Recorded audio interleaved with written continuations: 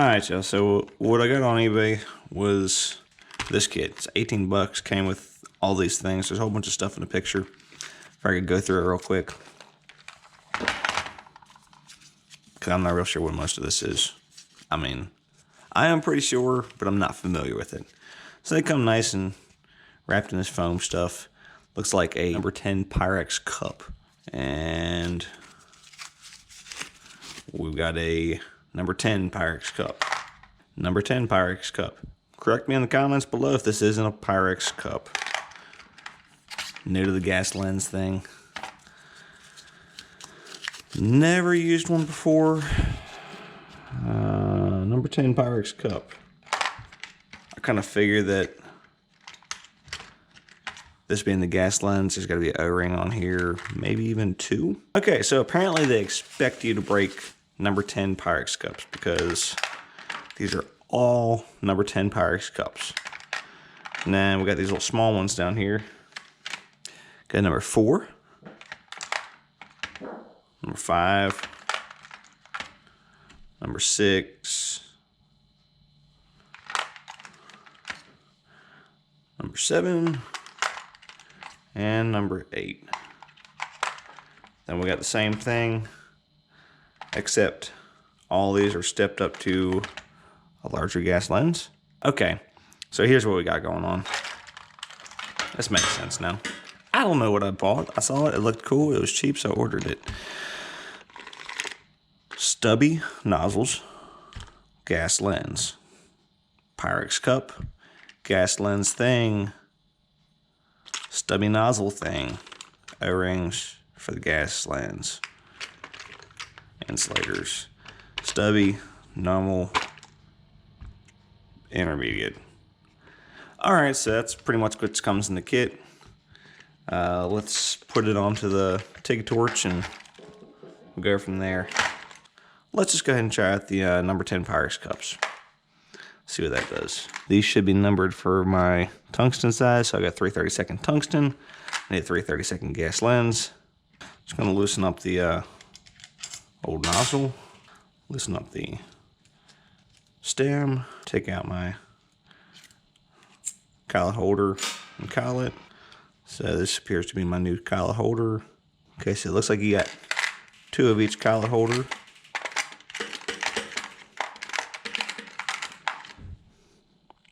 Here's a 332nd collet, tungsten. Put it into the torch.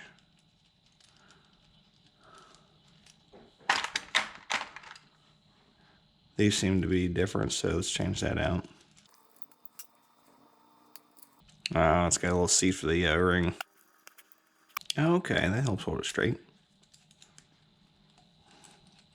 And I can set that up, tighten her down. I don't know if my stick out should be any different with the gas lens or not. I'm gonna keep it about the same for right now. See how it does. Okay, let's get all that junk out of the way. Make a weld.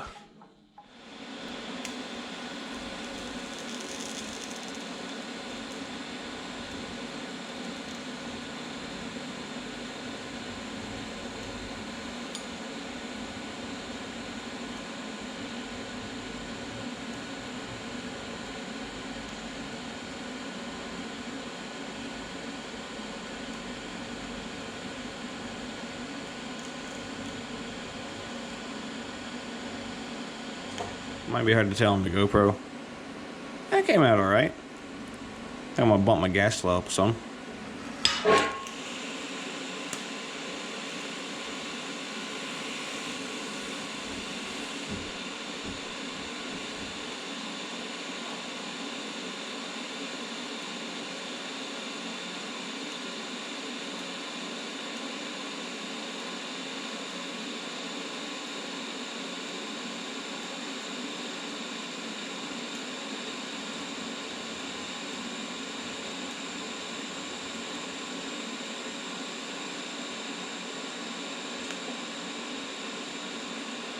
Got a pretty nice looking bead. Nice and consistent.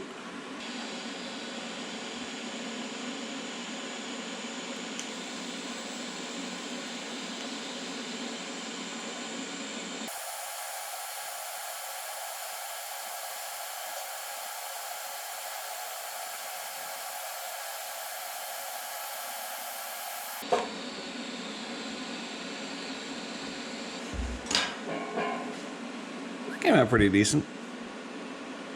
A little dab going on.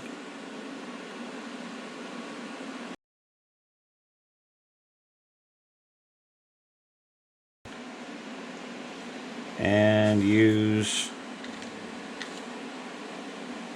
number 7 stubby with a gas lens. Use it as an inside corner on this piece. Yeah, I don't expect it to really weld any different, but stubby gas lens looks cool.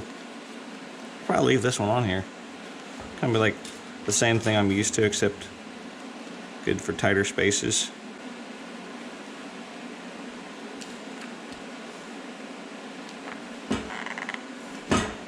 Alright, let's see how this guy does.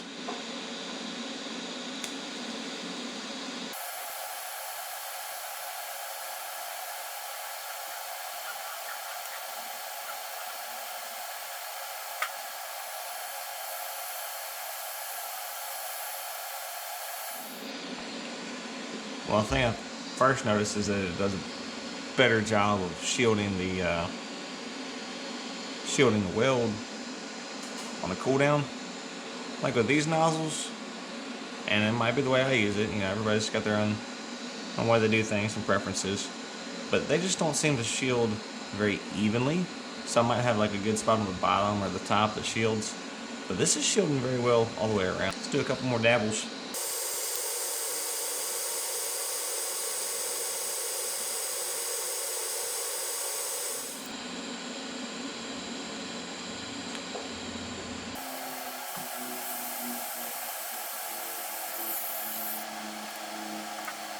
Welded out pretty good. Might have had my heat set a little bit high, but I think I did better as far as maintaining a good neutral to mild coloring with the gas lens than I would with the regular nozzle. I wouldn't say I'm a top-notch TIG welder, so that's probably part of it, but the gas lens was definitely an aid to my inability. That makes sense.